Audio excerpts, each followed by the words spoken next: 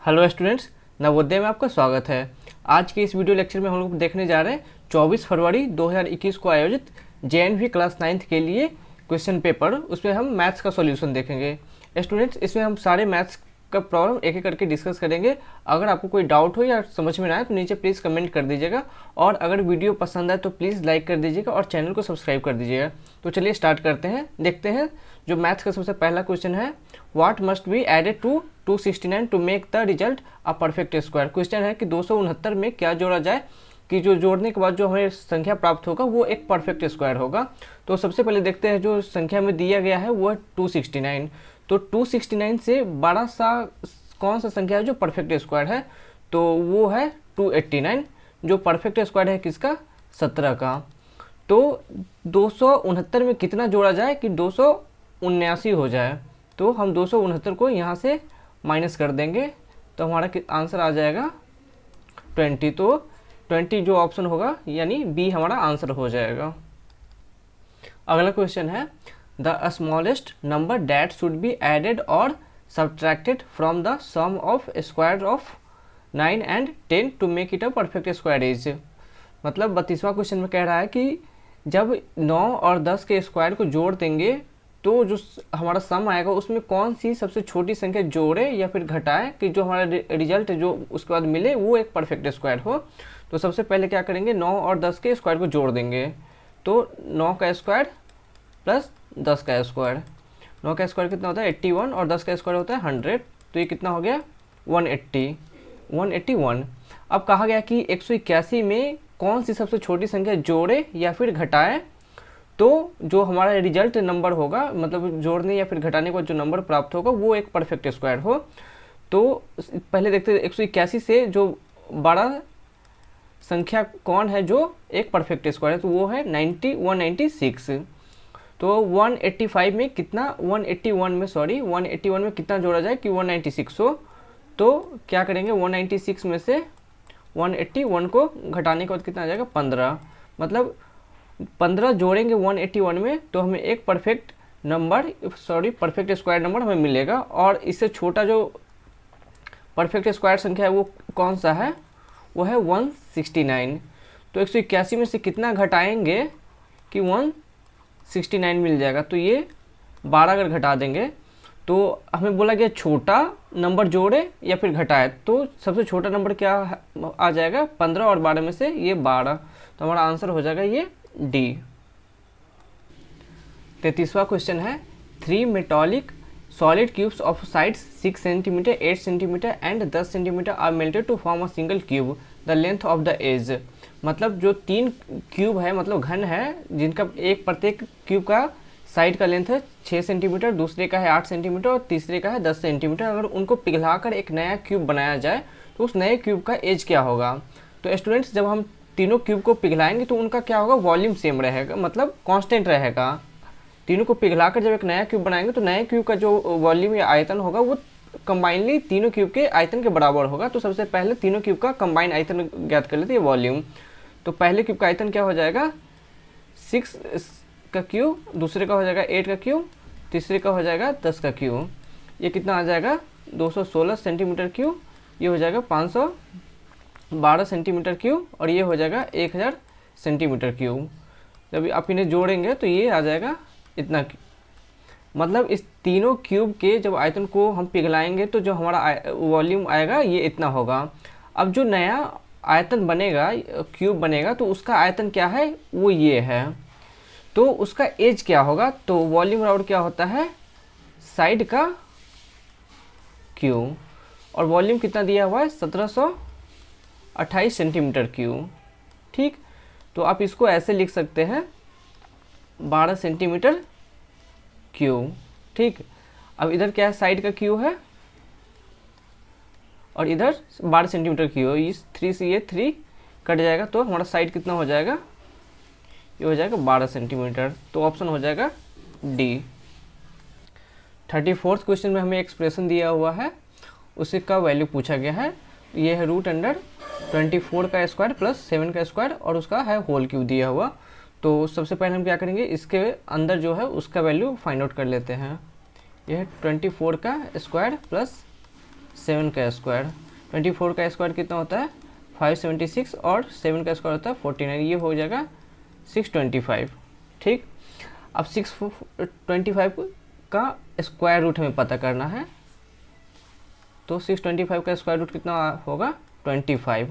अब इस 25 हो गया, उसका होल क्यूब करना है, 25 का होल क्यूब मतलब 25 इंटू 25 इंटू 25, ये हो गया 625 इंटू 25। जब आप इसे मल्टीप्लाई करेंगे तो ये आपको इतना आ जाएगा, तो हमारा आंसर हो जाएगा ये सी।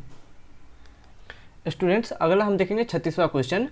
मैं यहाँ पे 35वां क्वेश्चन स्किप कर रहा हूँ क्योंकि वो थोड़ा सा इंपॉर्टेंट है, तो उसे हम लास्ट में डिस्कस करेंगे।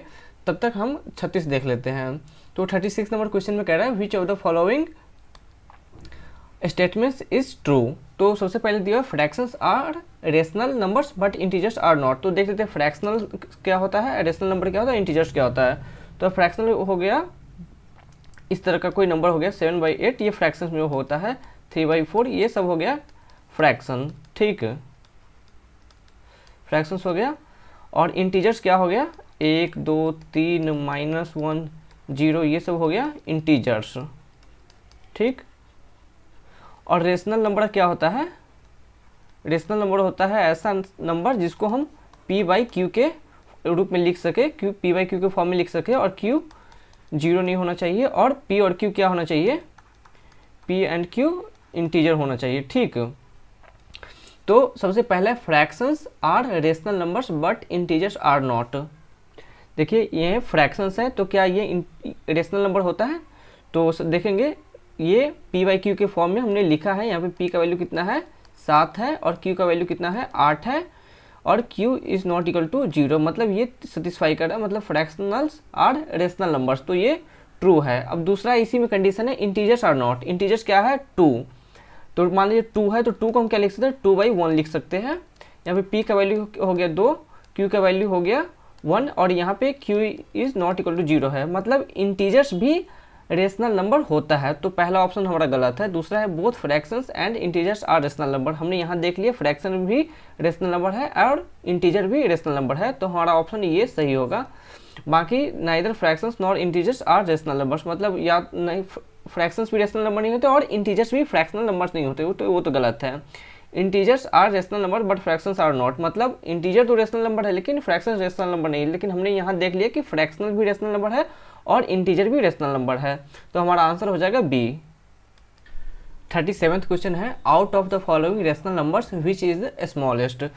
तो हमें कुछ नंबर दिया गया और पता करना है कि सबसे छोटा कौन है। तो सबसे पहले हम इसे क्या कर देंगे कि दशमलव में लिख लेते हैं, तो ये हो जाएगा 0.28 -5/7 है, तो उसे हम लिख सकते हैं -0.71।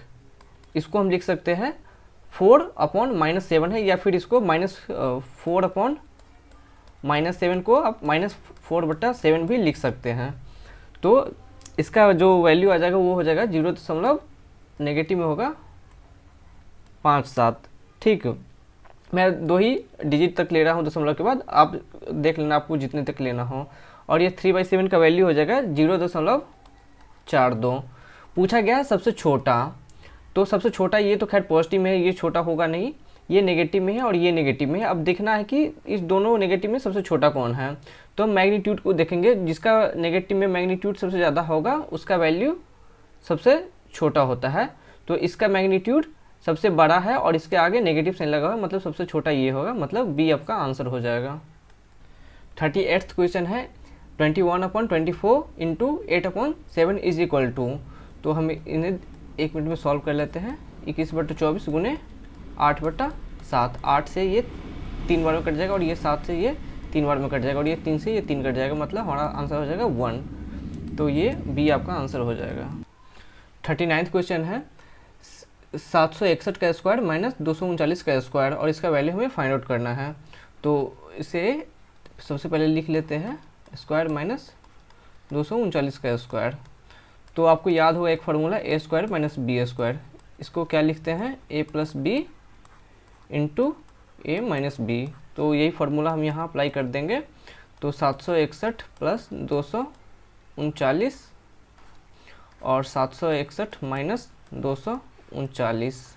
ठीक, ये आ जाएगा 1000 और ये आ जाएगा, और यहाँ पे मैं कर ही दे रहा हूँ 239, 2 2 5, 522, तो 522 मतलब 522 पे 3 0, ऑप्शन हो जाएगा आपका सी। 40वां क्वेश्चन है वो है 27 when added to twice of a number x and then increase by 13 we get 60, then find the value of x।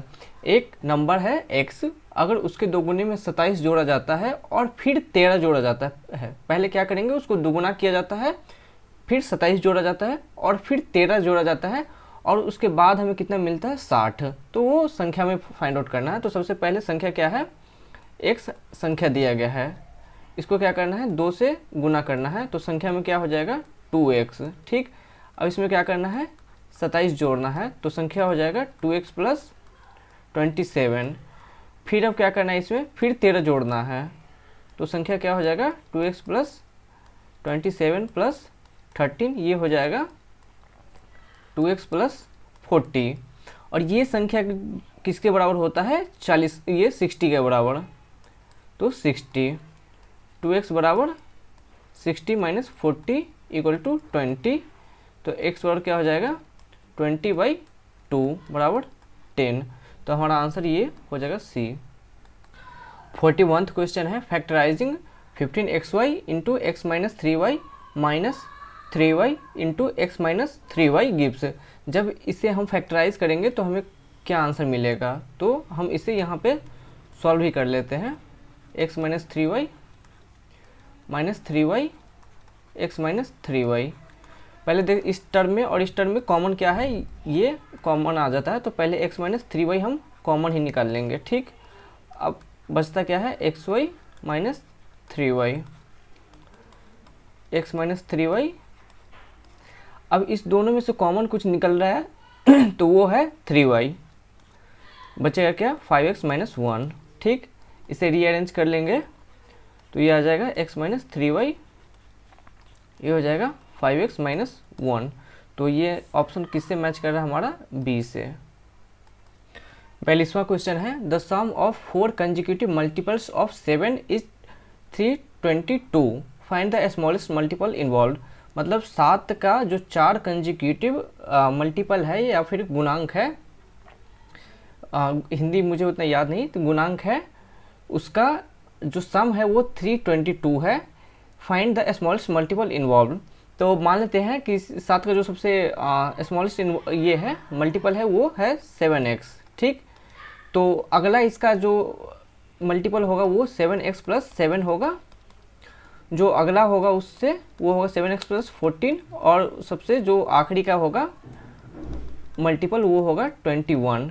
अब इस सभी को जोड़ने के बाद कितना आ जाएगा हमें 322, 7x plus 7, 7x plus 14 plus 7x plus 21, ये किसके इक्वल टू में है 322। जब सभी को आप जोड़ेंगे तो ये हो जाएगा 28x और ये हो जाएगा 42, 322, 28x बराबर 322 माइनस 42, ये हो जाएगा 280।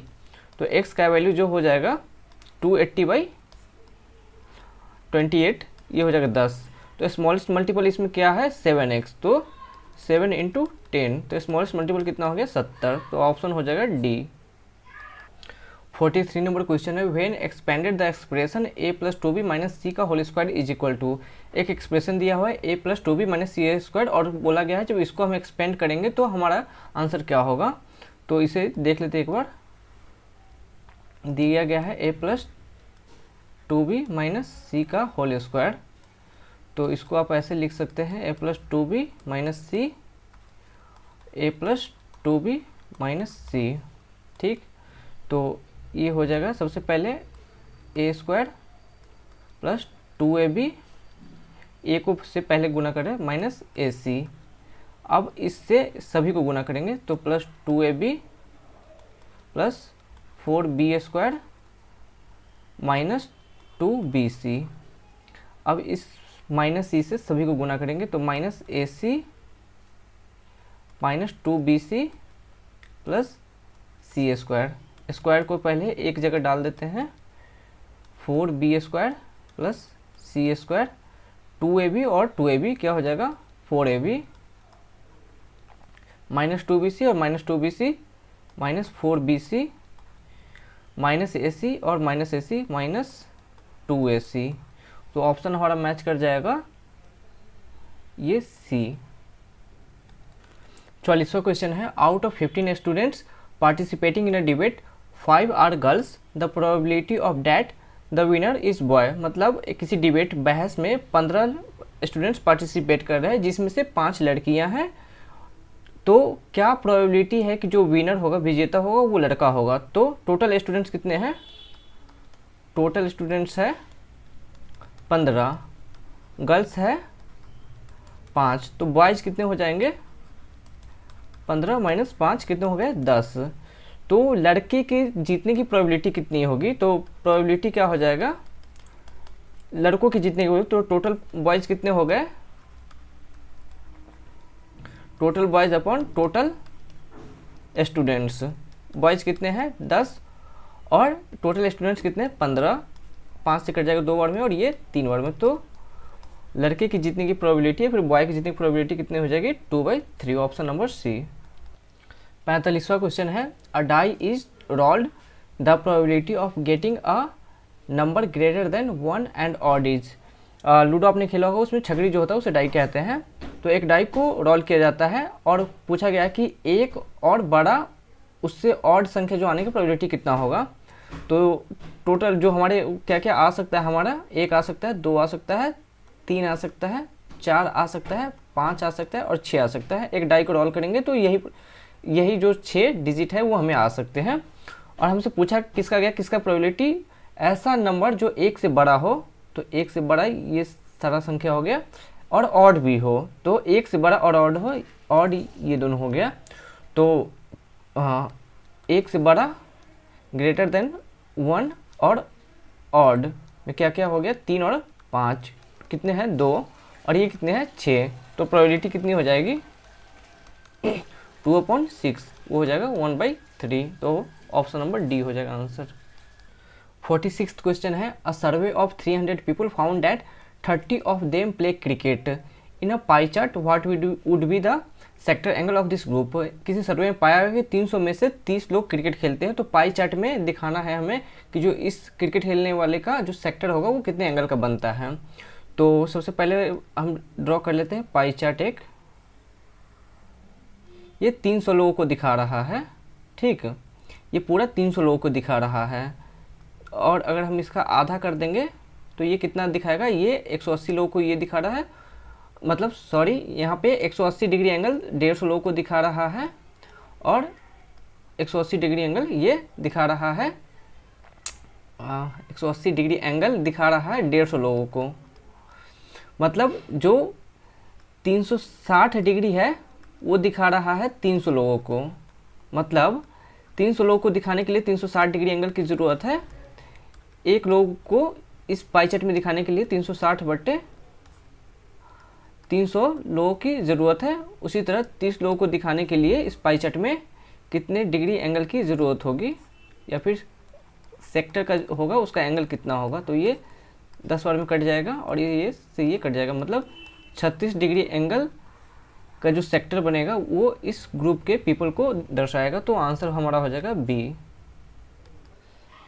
47th क्वेश्चन है, the value of 5 inverse minus 6 inverse to the whole inverse minus 3 inverse minus 4 inverse to the whole inverse. तो हमें सबसे पहले इसका वैल्यू फाइंड आउट कर लेंगे, फिर इसका वैल्यू फाइंड आउट कर लेंगे और फिर इसके वैल्यू में से इसके वैल्यू को घटा देंगे। तो सबसे पहले इसका वैल्यू देखते हैं, 5 इनवर्स माइनस 6 इनवर्स इनवर्स, ठीक। तो 5 इनवर्स का क्या हो जाएगा 1/5 और 6 इनवर्स का हो जाएगा 1/6 माइनस, तो ये कितना हो जाएगा 30, ये 6 माइनस 5 और इसका ये इनवर्स, तो 1/30 का इनवर्स क्या हो जाएगा, ये हो जाएगा 30, ठीक। तो ये इसका वैल्यू आ गया 30। अब देख लेते हैं इसका, तो 3 इनवर्स माइनस 4 इनवर्स का होल इनवर्स, ठीक। 1/3 माइनस 1/4 का होल इनवर्स, 12, 4 माइनस 3 का इनवर्स, ये हो जाएगा 1/12 का इनवर्स और इसका वैल्यू हो जाएगा 12, मतलब इसका वैल्यू हो जाएगा 12। अब इसके बदले हम क्या करेंगे, रिप्लेस कर देंगे 30 से और इसके बदले रिप्लेस कर देंगे 12 से। ठीक, तो आंसर हमारा आ जाएगा 18, ऑप्शन नंबर हो जाएगा B. 48th question is a camp having 80 inmates has food sufficient for 70 days. How many inmates should leave after 10 days so that remaining food last for another 80 days. मतलब किसी camp में 80 लोग हैं और उनके लिए 70 दिनों के लिए सफिशिएंट खाना है, तो 10 दिनों के बाद कितने लोगों को उस कैंप को छोड़कर चला जाना चाहिए ताकि जो बचा हुआ खाना है वो 80 दिन और चल सके। तो अब कितने दिन बचे हुए हैं, मतलब 10 दिन बाद, मतलब टोटल रिमेनिंग डेज कितना है, वो है 70 माइनस 10, 60 डेज। मतलब 80 लोगों के लिए 60 दिन का सफिशिएंट खाना अभी है, लेकिन हम चाहते हैं कि कुछ जो लोग हैं उसमें से चला जाए ताकि जो हमारा खाना है वो 60 दिन के बदले 80 दिन चले। ठीक, तो 60 डेज अगर खाना चलेगा तो कितने साथी के लिए है ये, 80 साथी के लिए है या 80 लोगों के लिए है। अगर मैं चाहता हूँ कि खाना एक ही दिन चले, ठीक, तो कितने लोगों की ज़रूरत होगी, 80 गुने 60, इतने लोग होंगे तो एक ही दिन खाना चलेगा। लेकिन हम चाहते हैं कि खाना कितना दिन चले, 80 दिन और चले। तो 80 दिन के लिए क्या होगा, हमें लोगों की संख्या कम करनी होगी। कम करने के लिए हम भाग देंगे, मतलब 60 लोगों के लिए ये खाना कितना चलेगा, 80 दिन। तो शुरुआती में कितने थे, 80 लोग थे और अब 80 दिन चलाने के लिए कितने लोग चाहिए, 60 लोग चाहिए। मतलब कितने लोगों को भेजना पड़ेगा हमें, तो वो घटा देंगे, मतलब 20 लोग अगर चले जाएंगे तो जो बचा हुआ खाना है हमारा वो 80 दिन और चलेगा। तो ऑप्शन हो जाएगा सी। 49th question is the cube of a number x is 9 times of the number x, then value of x is where x is not equal to 0 and x is not equal to -3. दिया गया किसी एक संख्या है x, उसका जो cube है उस संख्या के 9 गुना के बराबर है। तो हमें उस संख्या का वैल्यू पता करना है और साथ ही साथ दिया गया है कि उस जो संख्या है x उसका वैल्यू 0 नहीं हो सकता और -3 नहीं हो सकता। तो सबसे पहले संख्या देख लेते हैं, x है, x का क्यूब क्या हो जाएगा, x क्यूब। ठीक, और x क्यूब किसके बराबर है, x के 9 गुना के बराबर है, मतलब x cube equal to 9x। ठीक, अब इस इक्वेशन को हमें सॉल्व करना है, तो क्या करेंगे, इसको इधर ले आते हैं 0, x कॉमन ले लेंगे तो एक्स स्क्वायर माइनस 9 0। अब एक्स स्क्वायर माइनस 9 को हम ऐसे लिख सकते हैं एक्स स्क्वायर माइनस 3 का स्क्वायर। अब इसे a प्लस एक स्क्वायर माइनस बी स्क्वायर के फॉर्मूला से लिख सकते हैं हम x plus 3 into x minus 3। ठीक, तो इसे लिख देते हैं x प्लस 3 एक्स माइनस 3। तो अब हमारे पास 3 कंडीशन आएगा, एक हो सकता है x बराबर 0 हो, लेकिन यहाँ पे दिया गया है कि हमें ये कंडीशन नहीं लेना है, तो ये कंडीशन नहीं लेंगे। दूसरा x प्लस 3 बराबर 0, तो x बराबर -3 हमें दिया गया है कि ये कंडीशन भी नहीं लेना है। तीसरा है x माइनस 3 बराबर 0, x बराबर 3, तो हमारा आंसर हो जाएगा x equal to 3, option number C हो जाएगा। 50वां क्वेश्चन है 25,450 is expressed in standard form is. तो सबसे पहले समझते हैं स्टैंडर्ड फॉर्म क्या होता है। मान लेते कि 55 एक कोई नंबर दिया गया है और बोला गया कि 55 को स्टैंडर्ड फॉर्म में कन्वर्ट करें। तो स्टैंडर्ड फॉर्म में क्या होता है कि दशमलव के बाद जो बायां साइड है उस साइड एक ही डिजिट होता है और वो डिजिट 1 से लेकर 9 के बीच में होता है। ठीक, तो 55 को स्टैंडर्ड फॉर्म में कैसे लिखेंगे, 5.5 गुने 10। दशमलव के बाएं साइड एक ही डिजिट होगा और वो डिजिट 1 से लेकर 9 के बीच होगा, और जो दशमलव के बाद जितना हम अंक डालेंगे राइट साइड में उतना हम 10 का पावर डाल देते हैं। ठीक है, तो दशमलव के बाद 1 डाले हैं, 1 अंक है राइट साइड में, तो 10 का पावर 1 डाल देंगे। मान लीजिए हैं 525 हो गया। ठीक, इसको बोला गया कि स्टैंडर्ड फॉर्म लिखने के लिए। तो दशमलव के बाएं साइड में एक ही डिजिट लिखेंगे और वो 1 से लेकर 9 के बीच में होना चाहिए। तो यहाँ पे 5 दिया हुआ है, ठीक, 5। अब दशमलव के बाद क्या क्या लिख देंगे, 2 और 5। तो दशमलव के बाद कितना अंक लिख रहे हैं हमने, 2, तो यहाँ पे 10 का पावर 2 डाल देंगे। उसी तरह 5 2 5 0 है।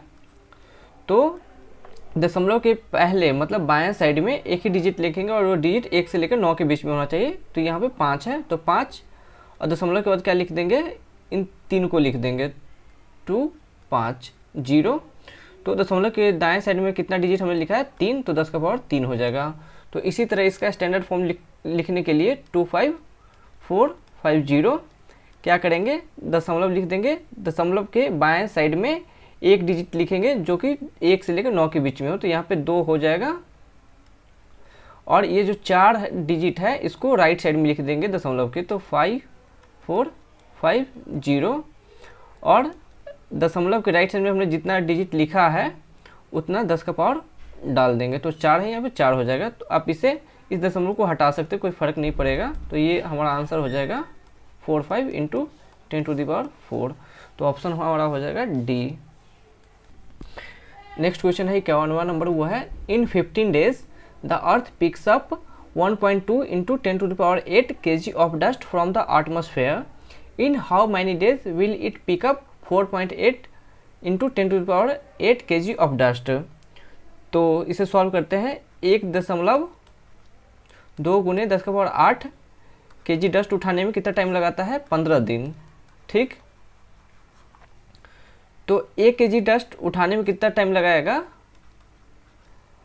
15/1.2 × 10⁸ डेज, राइट। तो 4.8 × 10⁸ kg डस्ट उठाने में कितना टाइम लगाएगा, 15 × 4.8 × 10⁸ 8/1.2 × 10⁸ 10⁸ से ये कट जाएगा और ये इससे कट जाएगा 4 टाइम में, और ये हो जाएगा 15 चौका 60, मतलब 60 दिन में जो दिया गया डस्ट है ये उठा लेगा ये। तो ऑप्शन हो जाएगा सी। 52nd क्वेश्चन है या 52वां नंबर क्वेश्चन है, if x = 2/3 and y = 3/2 then find the value of x + y divide x - y। तो सबसे पहले x + y का वैल्यू फाइंड आउट कर लेते हैं। x + y क्या हो जाएगा, 2/3 + 3/2। जब 3 और 2 का एलसीएम लेंगे तो 6 आ जाएगा, 2 दूना 4 और 3 3 9, ये हो जाएगा 13/6। अब x - y का वैल्यू निकालते हैं, 2/3 - 3/2, ये हो जाएगा 6, 4 - 9 -5/6। तो x + y upon x - y, ठीक।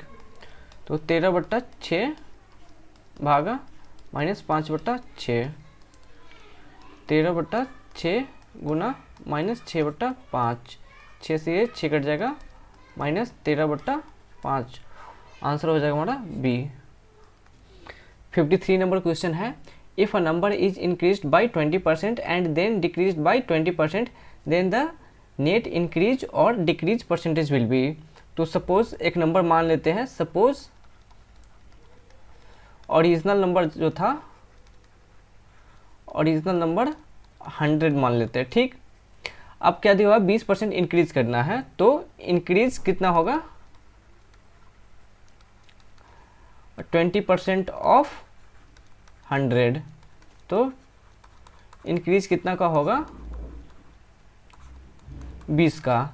न्यू नंबर क्या हो जाएगा, न्यू नंबर हो गया 100 प्लस इंक्रीज जो हुआ है वो 20। तो अब ये नया नंबर हमें मिला 120। अब बोला गया है कि अब 20% घटा देना है, मतलब इस 120 में से 20% घटा देना है। तो 20% ऑफ 120 कितना हो जाएगा, 20 × 120/100, 0 से ये दोनों 0 कट जाएगा, 24। मतलब अब नया नंबर कितना हो जाएगा, अब न्यू नंबर हो जाएगा 120 में से इतना घटा देना है, मतलब डिक्रीज करना है, डिक्रीज करना है इतना। तो ये कितना हो गया, 96, ठीक। तो ओरिजिनल नंबर था 100 नया नंबर है, इंक्रीज और डिक्रीज करने के बाद 96, तो क्या हुआ, नया नंबर कम हो गया है, मतलब कम गया है, तो कम कितना का हुआ, डिक्रीमेंट कितना का हुआ है, 100 माइनस 96 मतलब 4 का, तो परसेंटेज डिक्रीमेंट कितना हो जाएगा, 4/100 इंटू 100, तो 4% का डिक्रीमेंट हुआ है, मतलब घटा है, तो 4% डिक्रीज हो जाएगा, option number C. 54th question है, if 5 men can do a piece of work in 28 days, then the number of persons required to do the same work in 7 days। 5 आदमी किसी काम को अगर 28 दिन में कर सकते हैं, तो 7 दिन में काम करने के लिए कितने व्यक्ति की आवश्यकता होगी। तो देखते हैं 28 दिन में कितने लोगों की ज़रूरत पड़ती है, 5 पर्सनस की या मेन की, ठीक। तो एक ही दिन में अगर काम करना है तो ज़्यादा लोगों की ज़रूरत होगी, ज़्यादा लोगों के लिए क्या करेंगे, हम गुना कर देंगे, इतने लोगों की ज़रूरत होगी। और अगर वही काम 7 दिन में करना है तो उसके लिए कितने लोगों की ज़रूरत होगी, उसके लिए हम क्या करेंगे, डिवाइड कर देंगे, 7 से ये 4 बार में कट जाएगा, तो हमें 20 लोगों की ज़रूरत होगी, तो ऑप्शन नंबर हमारा हो जाएगा C. 55th question is, Manu buys a pressure cooker at 9/10 of market selling price and sells it at 8% more than its market selling price, what is her gain percent. Manu एक प्रेशर कुकर उस किसी जो pressure cooker का जो selling price है, market selling price, उसके 9/10 price पे खरीदती है और उस पर 8% का, मतलब जो मार्केट सेलिंग प्राइस पे 8% का प्रॉफिट लेकर उसे बेच देती है, तो उसका टोटल गेन परसेंट कितना हो गया।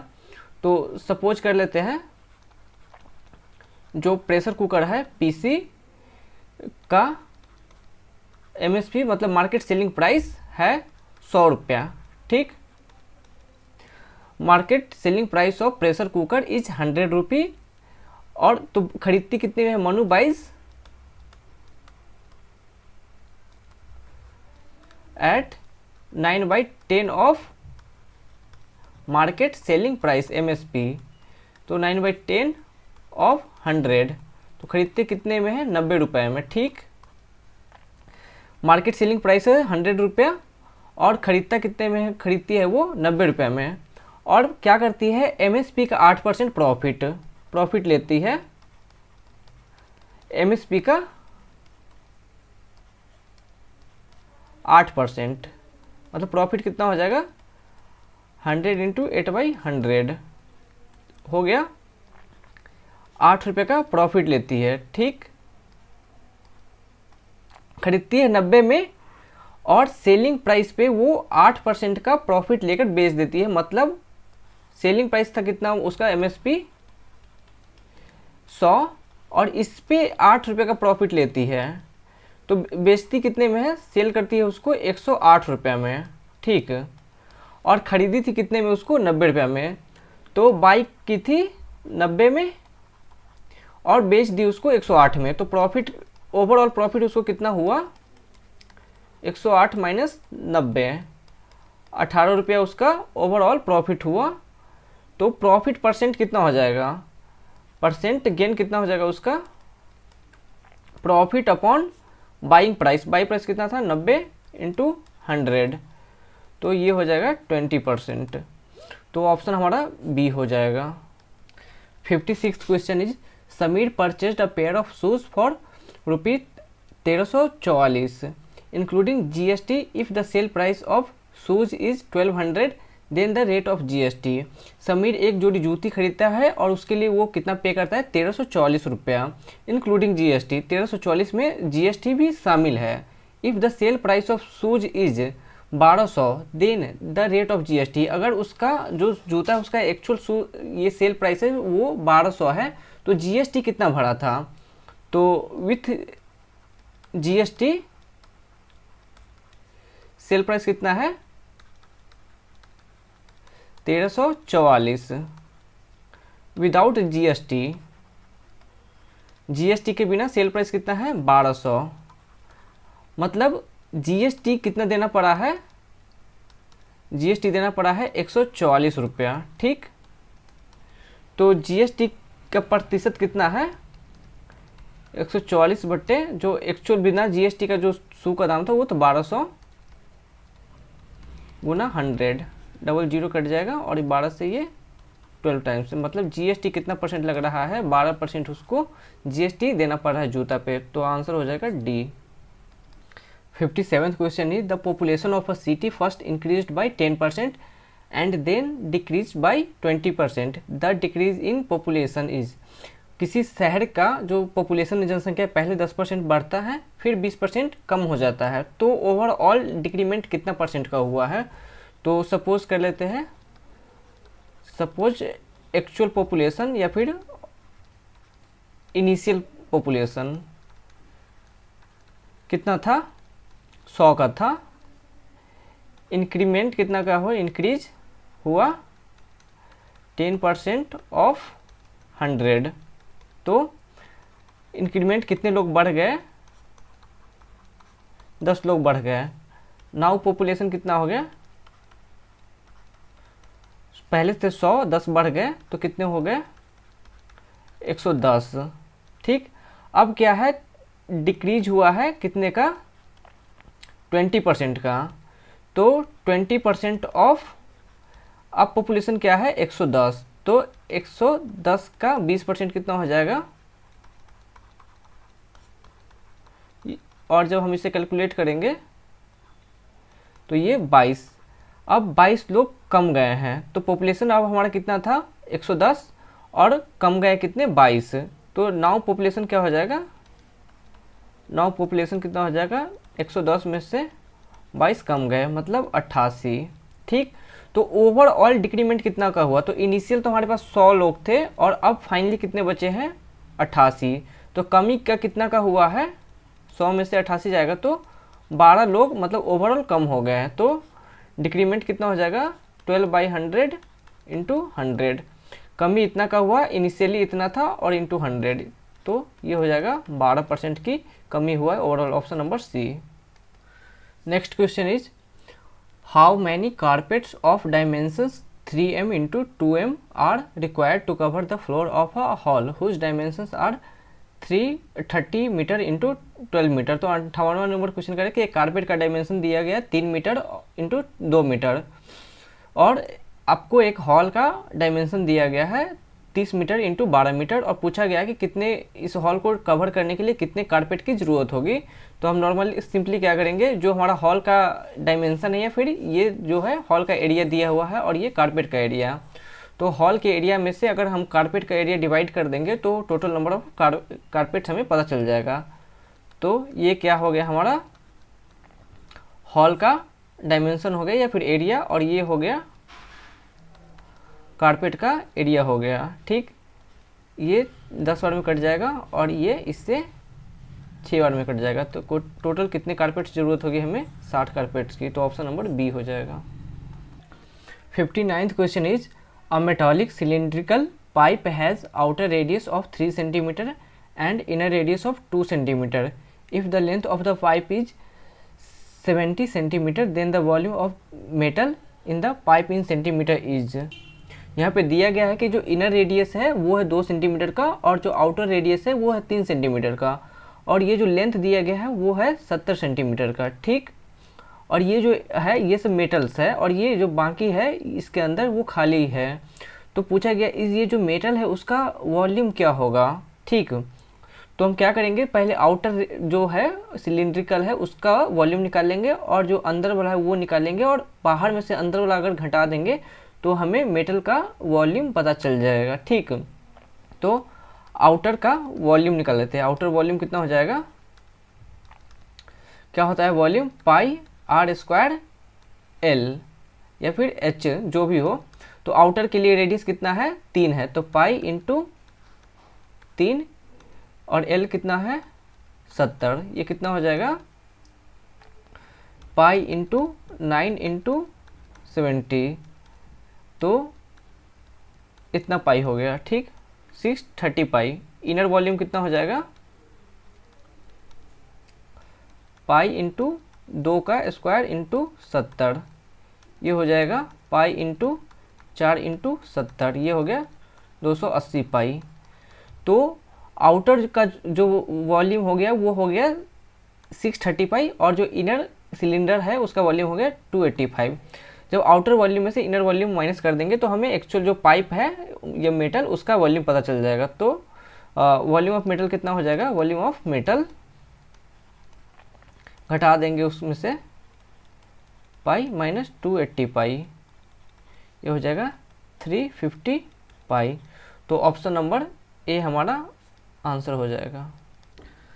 60 नंबर क्वेश्चन है, the ratio of 2 cylindrical vessels are in the ratio of 1:3 and their heights are in the ratio of 1:2, the ratio of their volumes is. Actually यहाँ पे रेशियो है, ये radius का ratio है, और इन द रेशियो ऑफ, ये radius का ratio है, मैं लिखना भूल गया हूँ, ये रेडियस का रेशियो है और ये हाइट का रेशियो दिया गया है, ये हाइट का रेशियो और ये रेडियस का रेशियो। तो यहाँ पर हम कैसे सॉल्व करेंगे, ये फर्स्ट सिलेंडर मान लेते हैं और ये सेकंड सिलेंडर, ठीक। तो मान लेते हैं कि इसका रेडियस अगर r है तो इसका रेडियस क्या होगा, 1:3 है, तो ये r2 क्या हो जाएगा, 3r हो जाएगा, ठीक। फिर हाइट का रेशियो दिया हुआ है, अगर इसका रेशियो हाइट इसका h है तो इसका हाइट कितना हो जाएगा, 1:2 में है तो ये 2h हो जाएगा, ठीक है। तो इसका वॉल्यूम क्या हो जाएगा, पाई r1 का स्क्वायर h1, तो पाई r1 कितना है, r स्क्वायर, और ये हो जाएगा h, ठीक। v2 क्या हो जाएगा, पाई r2 का स्क्वायर h2, तो पाई r2 कितना है 3r और h2 कितना है 2h इसका स्क्वायर, तो ये पाई ये हो जाएगा 9r स्क्वायर इंटू 2h, ये हो जाएगा 18 into pi r square h। तो ये कितना हो जाएगा, यहाँ से हम इसके बदले क्या कर सकते हैं, इसे यहाँ ले आएंगे तो ये लिख सकते हैं v1, ठीक। तो क्या हो जाएगा यहाँ पे v2 बराबर 18 v1, हमने यहाँ से क्या किया है, इसे रिप्लेस कर दिया है, तो v2/v1 क्या हो जाएगा 18:1, या फिर v1/v2 क्या हो जाएगा 1:18। तो ऑप्शन नंबर सी हमारा आंसर हो जाएगा। 61 नंबर क्वेश्चन है, if the base and height of a triangle are both doubled then the area of, यहाँ पे एरिया हो जाएगा एरिया विल बी। अगर किसी ट्रायंगल के बेस और हाइट को हम दुगुना कर देंगे तो एरिया पे क्या फ़र्क पड़ेगा। तो सबसे पहले एरिया ऑफ ट्रायंगल देख लेते हैं क्या होता है, 1/2 इंटू बेस इंटू हाइट, ठीक। तो अब क्या कर देंगे कि जो हमारा बेस है उसको दुगुना कर देते हैं। इनिशियली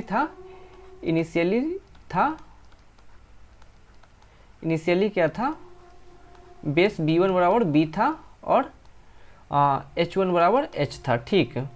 तो एरिया क्या हो जाएगा, a1 क्या हो जाएगा 1/2 इंटू b1 इंटू h1, तो 1/2 b इंटू h, इसको इक्वेशन 1 मान लेते हैं। और अब क्या किया, आफ्टर डबलिंग, मतलब जब दोगुना करने के बाद b2 क्या हो जाएगा 2b और h2 क्या हो जाएगा 2h, तो एरिया क्या हो जाएगा 1/2 इंटू b2 इंटू h2, ठीक, 1/2 इंटू 2b इंटू 2h, तो ये क्या हो जाएगा 4 times 1/2 into b into h, ठीक। तो a2 को हम क्या लिख सकते हैं, यहाँ से हम इक्वेशन 1 से a1 का वैल्यू यहाँ पे सब्स्टिट्यूट कर सकते हैं, तो ये क्या हो जाएगा 4 इंटू a1, मतलब a2 है a1 का 4 गुना हो गया, मतलब जो एरिया है वो 4 गुना हो जाएगा, मतलब 4 टाइम हो जाएगा। 62 नंबर क्वेश्चन है, the solution of the linear equation, और एक इक्वेशन दिया गया है, हमें इसका सॉल्यूशन फाइंड आउट करना, मतलब x का वैल्यू निकालना है। तो इसे हम सॉल्व करते हैं, 2x minus 3/4 minus 2x minus 1/2 बराबर x माइनस 2/3, इसे सॉल्व करते हैं। तो इसको हम बाएं साइड ले आएंगे, 2x minus 3/4 minus 2x minus 1/2 minus x minus 2/3 equal to 0। ठीक, तो सबसे पहले क्या करेंगे, एलसीएम लेंगे 4, 2 और 3 का, तो एलसीएम कितना हो जाएगा 12।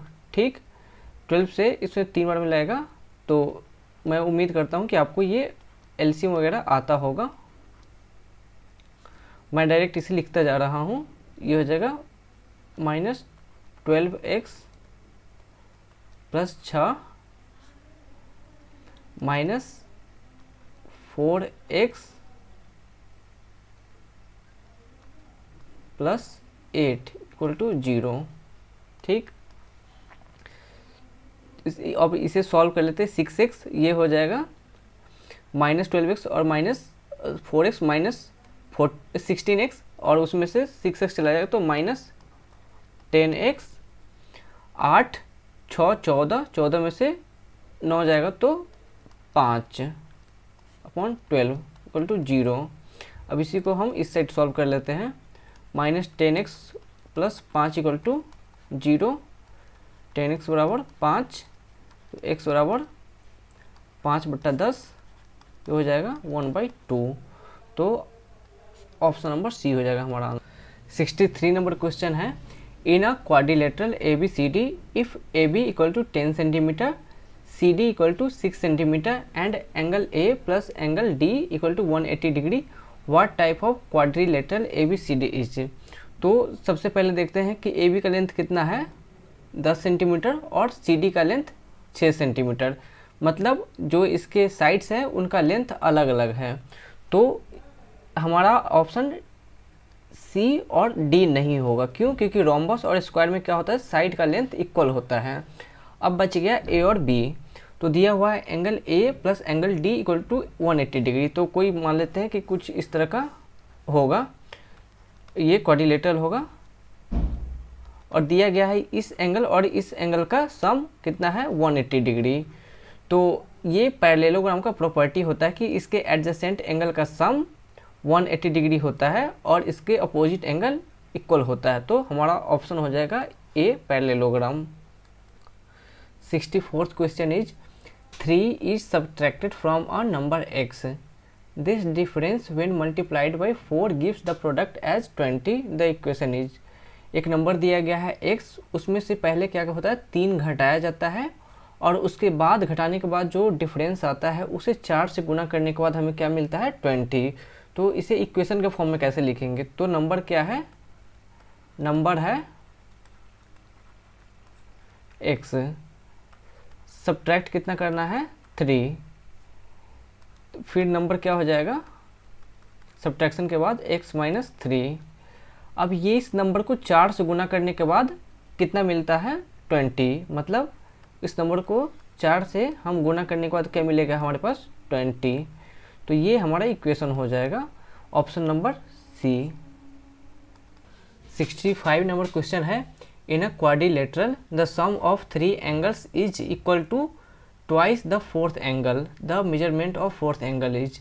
एक क्वाड्रिलेटरल दिया हुआ है जिसमें से जो 3 एंगल है उसका जो सम है चौथे एंगल से 2 गुना है। तो चौथा एंगल क्या है, तो मान लेते हैं एंगल चौथा है वो है x है। ठीक, तो जो बाकी के 3 एंगल है उसका सम क्या है 2 टाइम्स ऑफ एंगल नंबर, जो एंगल है चौथा का 2 गुना है तो 2 टाइम्स ऑफ एंगल 4, तो ये कितना हो गया 2x। और एंगल 4 है हमारा x और बाकी जो 3 एंगल है उसका सम है 2x। तो हमें क्वाड्रिलेटरल का प्रॉपर्टी याद है कि उसके चारों एंगल का सम कितना होता है 360 डिग्री। ठीक, 360 डिग्री। तो हमें इसका वैल्यू पता है और इसका वैल्यू पता है, तो इसका वैल्यू कितना है 2x और इसका वैल्यू कितना है x। ठीक, ये कितना हो जाएगा 360 डिग्री, 3x बराबर 360 डिग्री, x बराबर 360 डिग्री अपॉन 3, ये हो जाएगा 120 डिग्री। तो ऑप्शन नंबर बी हमारा आंसर हो जाएगा। स्टूडेंट्स, अब हम देखते हैं 35 नंबर का क्वेश्चन, जिसे मैंने बोला था कि इस लेक्चर के आखिरी में बताऊंगा। तो इसे सबसे अंत में बताने का रीज़न क्या है वो मैं एक्सप्लेन करने जा रहा हूँ। तो सबसे पहले क्वेश्चन पढ़ते हैं। क्वेश्चन है 2 squares of area 16 centimetre square and 36 centimetre square are placed adjacent to each other to form new shape, the perimeter of this shape. मतलब 2 स्क्वायर है, एक का एरिया है कितना 16 सेंटीमीटर स्क्वायर और दूसरा है 36 सेंटीमीटर स्क्वायर, दोनों को अगल बगल में रख दिया गया तो एक नया शेप बना, उसका पेरीमीटर क्या होगा। तो एक ये है 16 सेंटीमीटर स्क्वायर का और ये है 36 सेंटीमीटर स्क्वायर का। ये 36 सेंटीमीटर स्क्वायर और ये है 16 सेंटीमीटर स्क्वायर का एरिया। स्क्वायर नहीं है, ये रेक्टेंगल है, मैं समझाने के लिए बस इस शेप का ले रहा हूँ। तो इसका साइड कितना हो जाएगा, ये हो जाएगा 4 सेंटीमीटर का और ये हो जाएगा 6 सेंटीमीटर का। तो अब हम क्या करते हैं, 2 स्क्वायर बनाकर ही देख लेते हैं। ठीक, ये एक स्क्वायर है 6 सेंटीमीटर का और बोला गया कि इसके बगल में ही एक 4 सेंटीमीटर वाला जो स्क्वायर है उसको डाल दिया गया। तो अब पूछा गया कि इसका टोटल पेरीमीटर कितना होगा। तो स्टूडेंट यहाँ पे देखिए, ये जो एक है ये 4 सेंटीमीटर का स्क्वायर का जो है ये ओवरलैप कर गया, तो ये तो इसमें ही काउंट हो जाएगा। तो टोटल पेरीमीटर कितना हो जाएगा वो मैं बता रहा हूँ आपको।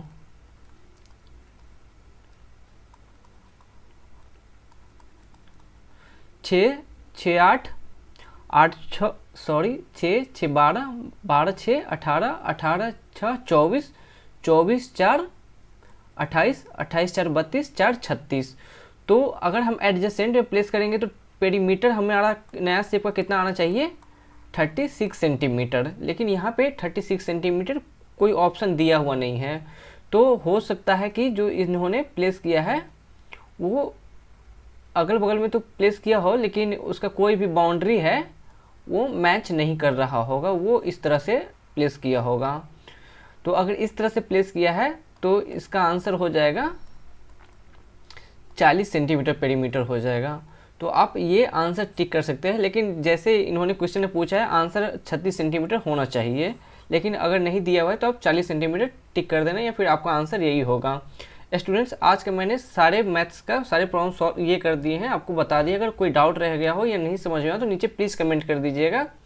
और अगर आपको ये वीडियो पसंद आया हो या आपको हेल्प मिला हो तो प्लीज़ वीडियो को लाइक कर दीजिएगा, चैनल को सब्सक्राइब कर दीजिएगा और अपने दोस्तों के साथ इसे शेयर ज़रूर कीजिएगा। Thank you.